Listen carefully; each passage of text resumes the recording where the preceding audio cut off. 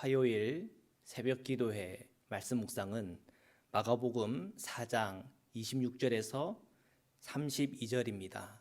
함께 읽겠습니다.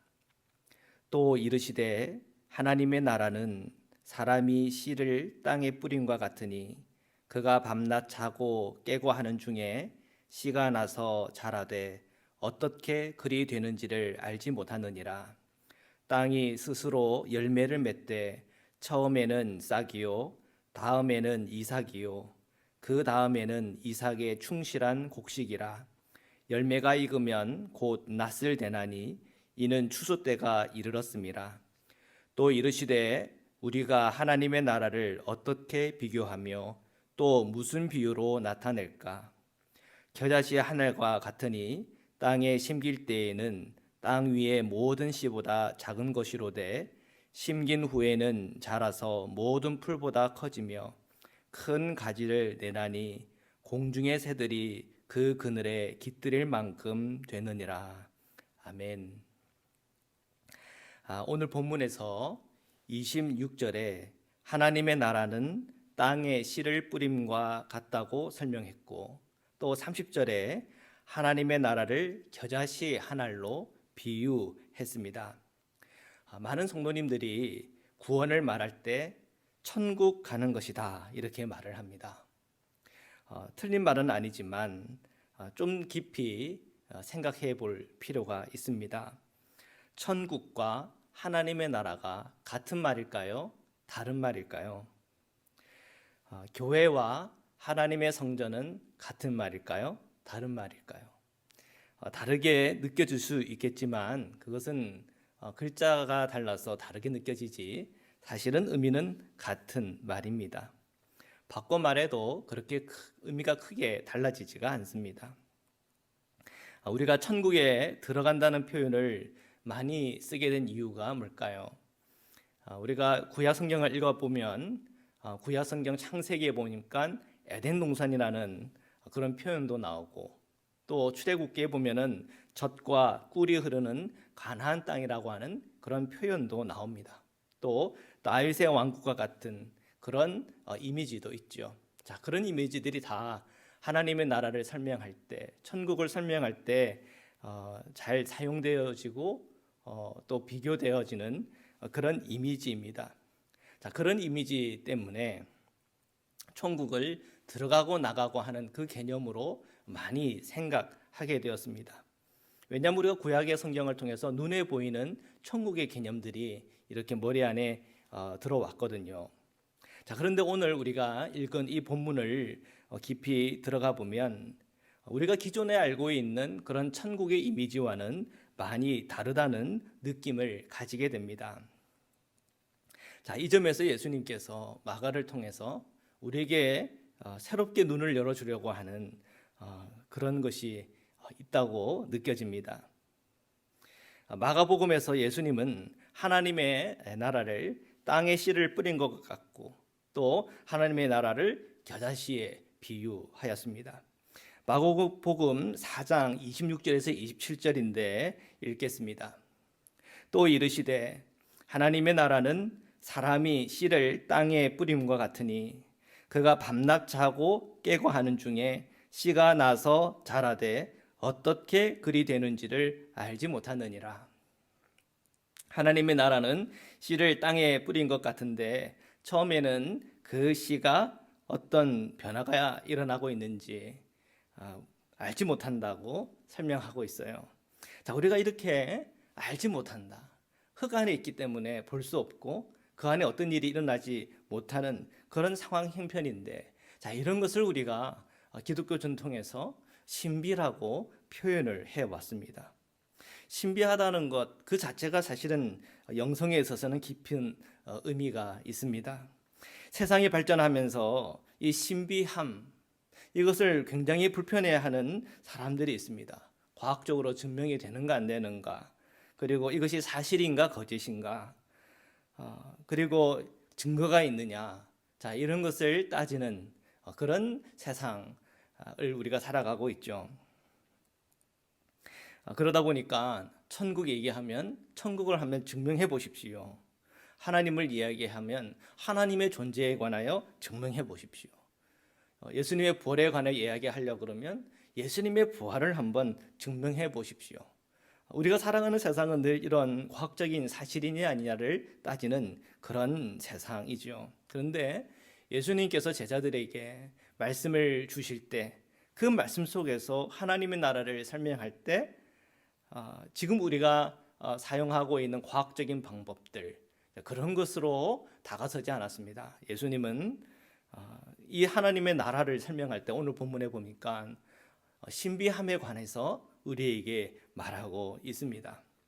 신비함이라고 하는 것은 증명하는 세계관, 과학적인 사실이냐 아니냐를 따지는 이러한 세계관하고는 다른 세계관이죠. 우리가 예수 그리스도를 믿고 신앙의 여정을 함께 걸어가고 있어요. 우리가 이 신앙의 여정을 걸어간다는 것은 신비함을 벗겨내는 게 아닙니다. 오히려 그 신비함을 인정하고 환영하고 함께하는 것을 기본으로 하고 있습니다. 이러한 신비함을 우리가 가지고 신앙의 여정을 걸어갈 때 늘 요구되는 것은 믿음입니다. 이 씨앗이 흙에 가려서 보이지 않고 있지만 그 씨앗이 흙 안에서 놀랍게 변화되고 성장하고 있다고 하는 걸 우리는 알아요. 보지 못하지만 알아요. 그것이 신비죠. 예수님께서는 하나님의 나라를 설명할 때 흙에 심겨진 씨앗으로 그렇게 비유하여 설명하고 있는 겁니다. 이렇게 설명하는 이유는 우리에게 그 신비에 대해서 알기를 바라신 거죠. 이러한 이 신비의 영역 안에 있는 것 중에 하나를 한번 설명해 보라. 믿음, 소망, 사랑이라고 하는 게 있잖아요. 특별히 이 소망이라고 하는 것은 굉장히 신비한 영역입니다. 소망이라고 하는 것을 우리가 증명할 수 없고 보여줄 수 없습니다. 그러나 이 소망이라고 하는 것을 통해서 우리 사람들은 힘을 냅니다. 이 세상에서 가장 비참한 사람들이 어떤 사람들입니까? 그 소망이 무너져 내린 사람들입니다. 그걸 절망이라고 그럽니다. 늘 절망에 붙들려 있는 인생은 그 인생을 행복하게 살아갈 수가 없습니다. 그런데 우리의 인생 가운데 그 소망이라고 하는 것이 분명히 보이기 시작하면 인생이 달라지고 행복해져요. 주님은 이 천국의 이 비유를 통해서 천국이 가지고 있는 신비에 대해서 너희들이 깨닫기를 바란다. 주님은 분명히 우리에게 말씀하고 있습니다. 28절인데요. 제가 읽겠습니다. 땅이 스스로 열매를 맺되 처음에는 싹이요 다음에는 이삭이요 그 다음에는 이삭의 충실한 곡식이라. 시간이 흐르면서 씨앗에서 싹이 나고 또 이삭을 그리고 이삭에서 충실한 곡식을 맺는다고 설명하고 있어요. 자, 29절입니다. 열매가 익으면 곧 낫을 대나니 이는 추수 때가 이르렀습니다. 자, 이 곡식이 충분히 익으면 그때는 낫을 대고 추수를 합니다. 자, 여기서 예수님께서는 이 천국을 설명할 때, 자, 이 흙에 심겨진 이 씨앗을 이야기하는 가운데 이 천국의 신비에 관해서 설명하고 있고, 그리고 그 후반부에 들어가면서 이 천국이라고 하는 것은 멈춰 있는 것이 아니라 계속 성숙하고 또 성장한다고 하는 것을 우리에게 알려주고 있습니다. 그리고 그 열매들 거둘 만큼 충분히 성장했을 때 그것을 거둬간다, 이런 설명을 하고 있거든요. 자, 분명히 주님은 하나님의 나라를 설명하기 위해서 이러한 비유를 가지고 설명을 하고 있는 겁니다. 자, 이러한 비유를 통해서 천국이라고 하는 것은 단순히 들어가는 곳이다, 그렇게 말할 수가 있겠습니까? 자, 우리의 그 인식을 바꿔놓는 이 천국에 대한 비유인 것입니다. 단순히 천국은 들어가는 것이다, 그런 개념을 가지고만 살면 우리는 그냥 이렇게 쉽게 얘기합니다. 예수 믿고 천국 가면 되죠. 그러면 끝이죠 뭐. 굉장히 기독교 신앙을 단순화하는 것이에요. 사실은 단순화하다 보면은 거기에 들어갈 수많은 이야기와 스토리와 성장과 열매와 그러한 그 모든 것들이 생략돼요. 너무 단순화한 것이지요. 예수님은 천국을 설명하면서 그 천국 자체가 갖고 있는 신비함을 이야기하고 있고, 성숙과 또 변화와 충분히 익은 열매에 관해서 비유적으로 설명을 하고 있습니다.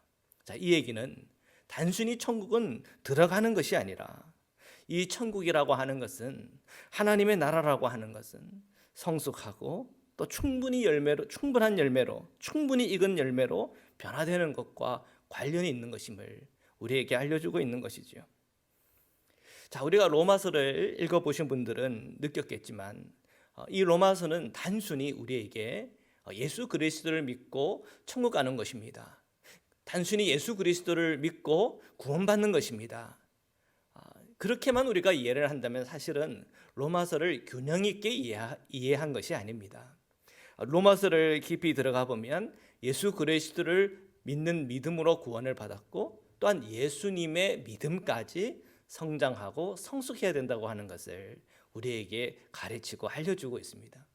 단순히 예수님께서 십자가에 못 박혀서 속죄로 말미암아 우리가 죄사함을 받았지, 예수님 감사합니다, 여기서 끝나는 신앙이 아닙니다. 주님께서 못 박히신 그 십자가에 나도 못 박혀, 나도 예수님과 합하여 세례를 받고 예수님의 생명으로 살아야지 하는 그런 영적인 삶으로 모든 그리스도인들을 초대하고 있는 거죠. 단순히 로마서는 구원을 증명하는 그런 논문이 아니라는 거예요. 우리 성도들로 하여금 이 구원받은 믿음을 가지고 끊임없이 성숙하고 성장하라고 알려주고 있는 겁니다. 그래서 로마서 뒷부분에는 기독교 윤리에 관한 메시지로 가득 차 있는 것을 발견하게 됩니다. 자, 예수님은 하나님의 나라를 또한 겨자씨로 비유를 했습니다. 마가복음 4장 31절에서 32절입니다. 겨자씨 한 알과 같으니 땅에 심길 때에는 땅 위의 모든 씨보다 작은 것이로되 심긴 후에는 자라서 모든 풀보다 커지며 큰 가지를 내나니 공중의 새들이 그 그늘에 깃들일 만큼 되느니라. 아멘. 하나님의 나라가 겨자씨 한 알만 하다면 큰일 납니다. 구원받은 성도님들이 거주할 곳이 없어요. 겨자씨 한 알만큼이라뇨. 거기서 어떻게 우리가 다 거주하고 삽니까? 말도 안 되는 거죠. 분명 이 겨자씨 한 알만 하다라고 하는 이 표현이 하나님의 나라의 규모나 넓이나 크기에 관해서 우리에게 이야기하는 건 분명히 아닐 거예요. 그렇다면 주님께서 왜 또 어떤 연유에 하나님의 나라를, 천국을 겨자씨로 비교한 걸까요? 자, 앞에서 땅에 이 씨가 떨어져서 그 땅 안에서 놀라운 변화가 일어나는 신비에 관해서 설명을 했는데, 겨자씨 한 알도 마찬가지입니다. 땅에 떨어져야 되고 그 땅 안에서 놀라운 신비의 역사가 일어나고 있어요. 자, 그런데 이 신비의 역사를 통해서 이 겨자씨가 변화하고 성장하는데 아주 놀랍게 성장을 한 거예요. 그래서 지금 이 마가복음 4장 31절 32절의 겨자씨 비유를 통해서 우리가 확인하고 보게 되는 것은 이 변화와 성장을 통해서 놀라울 정도로 성장하게 되는 바로 그것에 초점이 맞춰져 있다는 거예요. 그 겨자씨 한 알이 심겨졌는데 그게 얼마만큼 컸는지 큰 나무가 되었고 공중의 새들이 그 그늘에 깃들일 정도로 성장했다는 거예요. 자, 여러분 여기서 느껴지는 게 뭡니까? 벅찬 감동이에요. 하나님의 나라는, 천국은 우리 믿는 성도들에게는 벅찬 감동이라는 것이에요. 텃밭을 가꿔 본 적이 있어요. 파시를 이렇게 파종을 했는데, 그리고 또 열심히 물을 줬는데 어느 날 보니까 그 씨앗에서 파릇파릇 새싹이 올라왔더라고요. 아주 부드러운 털처럼 올라왔습니다. 그리고 계속 물을 주고 시간이 흘러가니까 그 얇고 부드러운 털 같은 그런 파들이 점점 굵어지고 정말 마트에서 보던 그런 파만큼 그렇게 큰 파들이 올라온 것을 본 적이 있어요. 그때 제가 어떤 것이 느껴졌냐면 벅찬 감동이에요. 그것은 정말 작은 씨앗이었는데 마트에서 보던 그런 큰 파가 이렇게 올라왔네. 그런 파가 되었네. 거기서 느껴졌던 벅찬 감동이 있었습니다. 주님께서 하나님의 나라에 관해서 겨자씨 하나를 비유하고 있고 또 나중에 이것이 큰 나무로 된 것을 또 이야기를 하는 가운데 큰 성장을 우리에게 보여주고 있어요. 그때 느껴지는 것은 벅찬 감동이에요. 여러분은 하나님의 나라 그리고 천국을 생각하는 가운데 그런 벅찬 감동을 느껴본 적이 있으십니까? 우리는 단순히 하나님의 나라는 들어가는 거야. 그 들어갈 때 그 한 번의 그 느낌을 떠올려 보면 좀 부족하다는 거예요.